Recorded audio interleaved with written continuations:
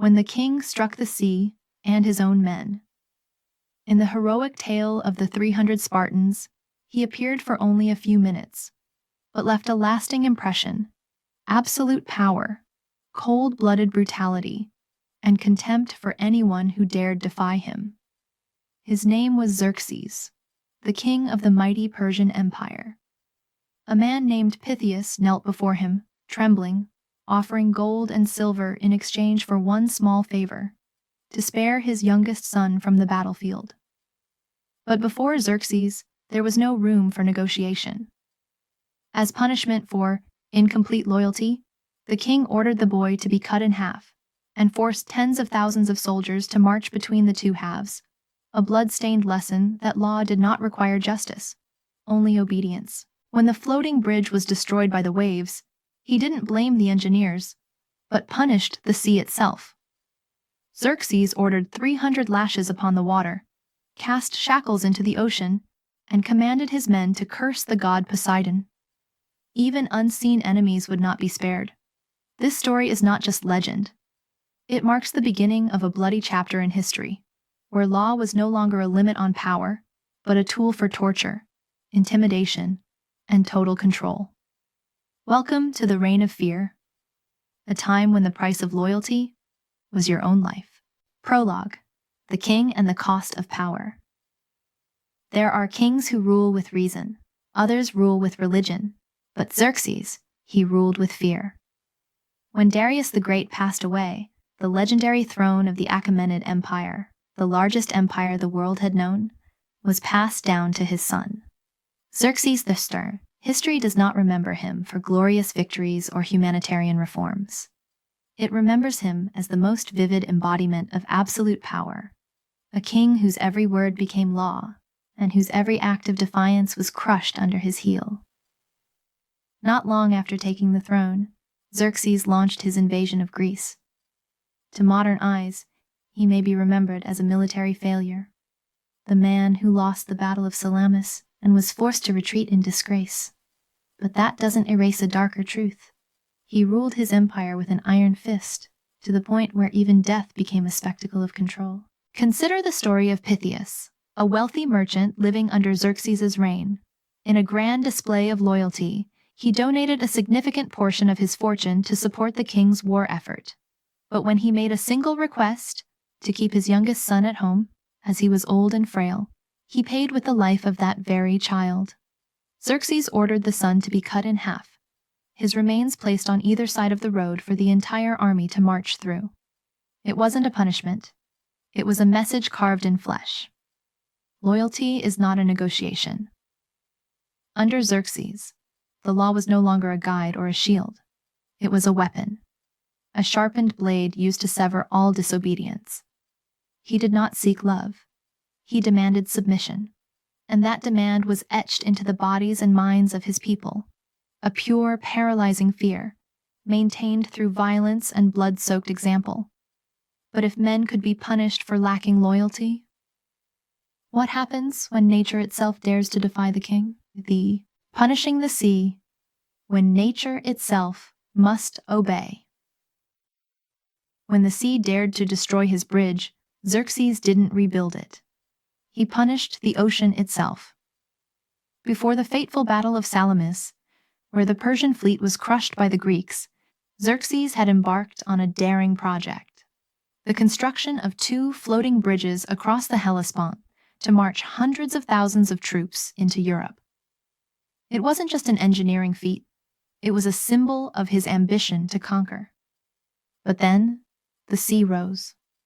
A violent storm destroyed the entire bridge system, infuriating Xerxes to the point of declaring war on nature itself.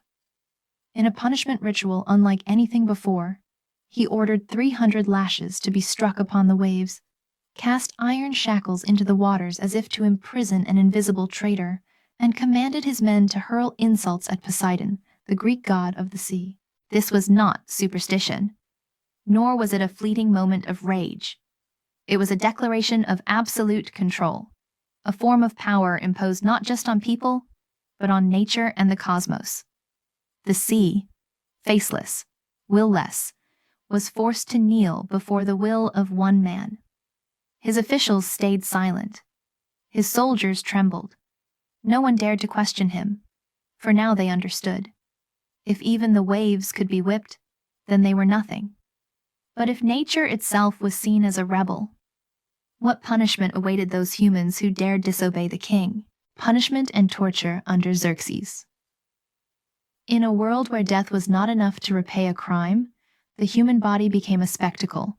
Its prolonged suffering turned into a lesson in power.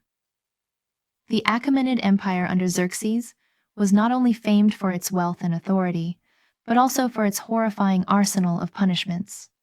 Criminals, rebels, or even those simply seen as lacking devotion could become offerings, not to the gods, but to the fear of the masses.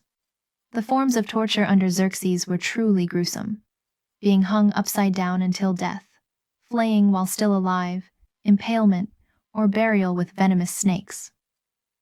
But the most infamous and terrifying of them all was scaphism, a slow death by entrapment between two hollowed-out boats, where the victim was force-fed milk and honey, then left under the sun for insects, maggots, and bacteria to devour their body from the inside out. A death that could last for days, orchestrated like a cruel theater. Law was not about correction. It offered no redemption. It was designed to crush the will. Unlike other legal systems of the time, such as Hammurabi's Code or Egyptian law, which included clauses for compensation or class distinctions, Persian law under Xerxes was almost invisible, yet brutal. It did not need to be written, only enforced through blood. To the king, any form of resistance was a stain on divine authority and had to be erased completely. But once fear had soaked into every vein of society, it became the tool that sustained an entire system of control. So how was this system upheld?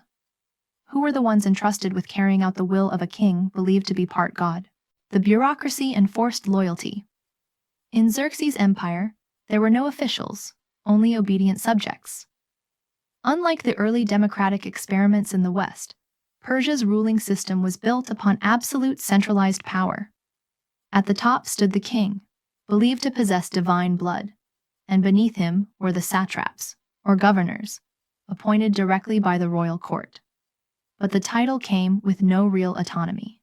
Every satrap was expected to carry out the king's commands without hesitation. Only the king held the power of life and death. Any sign of hesitation, leniency, or compassion could be interpreted as betrayal. Historical records tell of generals executed for being not cruel enough. One satrap, who hesitated to punish a rebellious population, was summoned back to the capital and beheaded in front of the royal court. His death, a warning to all. In Xerxes' world, loyalty did not mean dedication. It meant unconditional obedience. The law did not exist to protect the people. It existed to protect the throne.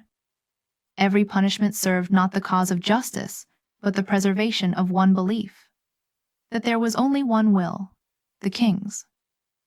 But when an entire system is built on coercion and fear, what happens when the king himself is questioned or betrayed? The spirit of obedience, the power of symbols. When the blood hasn't dried yet but already becomes a message, obedience is no longer a choice, but a belief. At every city gate in the Achaemenid Empire, there were no flags, only skulls. Not for decoration, but as a warning. The heads of rebels, thieves, even minor officials who showed disrespect, were impaled on spears, dripping blood onto the stone below like a curse. Those who disobey will lose the right to show their face. Under Xerxes, fear was no longer just an emotion. It was idealized as a moral value. To fear and obey was to be called loyal. To doubt, hesitate, or even remain silent without shouting the king's name was considered treason. The law was no longer a written document. It became a sacred ritual, where every punishment was a ceremonial act, and every accusation a carefully staged political drama. Persian court ceremonies were extravagant, but behind the gold and splendor was the enslavement of the mind. Courtiers knelt and kissed the king's feet, not out of love or reverence, but because they feared the price of disrespect. Rituals were weaponized to enforce a single truth: one man above all, millions in submission. In the West, the world would later witness ghosts of power like Hitler and Stalin, men who ruled through fear, purges, and legalized death. But Xerxes' rule had something different: the deep use of symbolism. He didn't just want obedience. He wanted his people to believe that obedience was righteous. But when a system is built on fear, symbols, and blood, how long can it truly stand? Xerxes and the inevitable decline. When everyone around you is silent out of fear, the first to speak is usually the one holding the knife. Xerxes didn't die on the battlefield, nor was he executed by foreign enemies. He was assassinated by his most trusted servant. A single stab in the back, quiet and swift, just like the fall of what once seemed like an untouchable, absolute power. This wasn't an accident. It was the inevitable result of a regime built on forced loyalty, where fear made everyone pretend to obey, while silently nursing hatred. When people can't speak, can't laugh, can't even breathe differently from the king, death becomes the only escape, for both the ruled and the ruler. Post-Xerxes Persia descended into chaos. Satraps began plotting their own paths. The army lost its will to fight. The people, fed up with the monarchy, were too powerless to resist. The so-called stability Xerxes had built turned out to be a fragile shell, stitched together with whips and blood. And when that shell cracked, the empire started falling apart piece by piece. Though the Achaemenid dynasty continued for a while after Xerxes, it was no longer the feared empire it once was. Every past glory was overshadowed by internal decay. What had once been a giant civilization slipped into exhaustion, no longer able to expand, reform, or even recover. The lesson is clear. Power based on blind submission can never create lasting strength. It only lasts until someone dares to draw a blade, and by then, all the grand symbols collapse, like wax statues in the sun. But even if the dynasty ended, did its legacy, its culture, religion, and even bloodline truly vanish? Absolute power and the price it demands. Xerxes did not merely rule an empire, he ruled through fear. But fear, when grown too vast, devours even the one who sows it. Look back at the path Xerxes walked, from crown prince to a king who could whip the sea, execute his closest advisors, and force entire armies to march over corpses just to teach a lesson in obedience. He didn't want love. He didn't seek consent. All he demanded was a long silence, where no one dared breathe without his command. But absolute power is a double-edged sword.